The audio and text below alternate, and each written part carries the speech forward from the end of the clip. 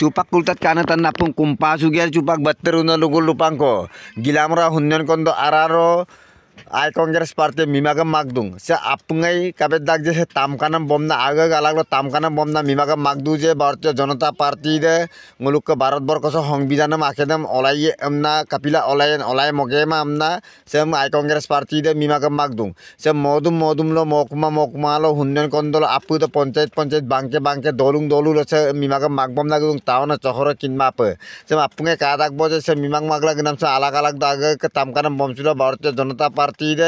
bulu ludu je Bharat Sadin dok hongbijan dem akedam alor niyam dung odogi ki chupak Hai Congress Party edem pe ipel lagi ma apung regama lento kedum sutokamna jela jindabad murdabad amnasem chupak bulu mimaga magdung okangoluk okom chok mangasuma Hai Congress dok Sabhapati Bhupen Kumar Boraka agam kapung tatkila bare কয় 56 inch কলিজা আছে Donald Trump তেখেতৰ বন্ধু কিন্তু আপোনালোক সকলোৱে দেখিছে যে আমেৰিকাত বিভিন্ন কামত নিয়োজিত বিভিন্ন ভাৰতবৰ্ষৰ নাগৰিকক কি ধৰণে বন্দী হিচাপে হাতত হেণ্ডকাপ লগাই ভৰিত হেণ্ডকাপ লগাই 40 ঘণ্টা অনাহাৰে অনিদ্ৰায় কি ধৰণৰ দুৰ্ব্যৱহাৰ কৰা হৈছে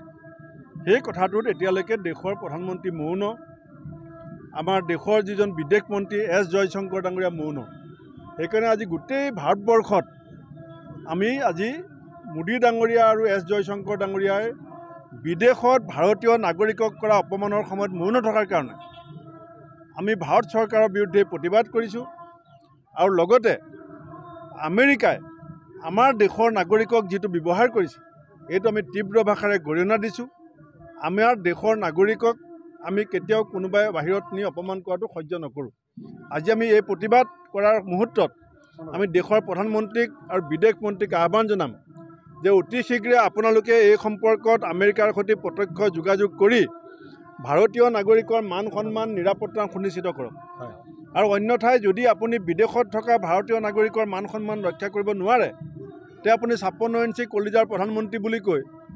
ডনাল্ড ট্ৰাম্প আপোনাৰ বন্ধু বুলি কৈ থকা কথাটো মিছা বুলি কওক সেইকাৰণে মই ঢকুৱাখানা আৰু ঘিলামৰা দুইখন ব্লক কংগ্ৰেছক ধন্যবাদ দিম যে কালিৰ পৰাই আমাৰ ইয়াত এখন সভা ঠিক হৈ আছিলে কিন্তু লগত সংগতি ৰাখি গোটেই দেশজুৰি হোৱা প্ৰতিবাদত আজি লখিমপুৰ জিলাৰ লগতে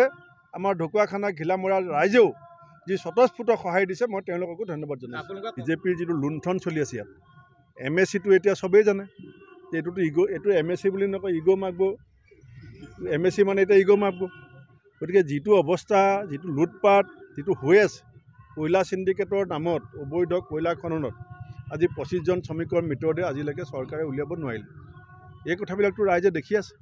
এটা পৰিয়ালৰ সম্পত্তি কেনেকৈ বাঢ়ি গৈছে ইলেকশ্যনৰ সময়ত হ'ব বুলি ক'ব কিমানটা ইলেকশ্যন পাৰ হ'ল সৰ্বানন্দ সোণোৱাল ডাঙৰীয়াই মাজুলীত MLA খেলিবলৈ যাওঁতে ক'লে যে দলং হৈ যাব তাৰপাছত আধাৰশিলা কৰিলে তাৰপিছত নীতিন গডকাৰী ডাঙৰীয়াই পাৰ্লিমেণ্টত গৈ ক'লে যে সোণোৱালক জিকাবৰ কাৰণেহে মই কৈছিলোঁ এতিয়া খুটা বহি গ'ল ঠিকাদাৰ কোন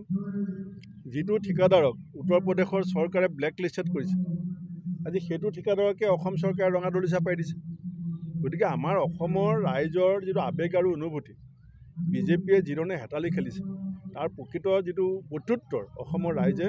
26 চনৰ 10 মে' ভিতৰত দিব। Thank U.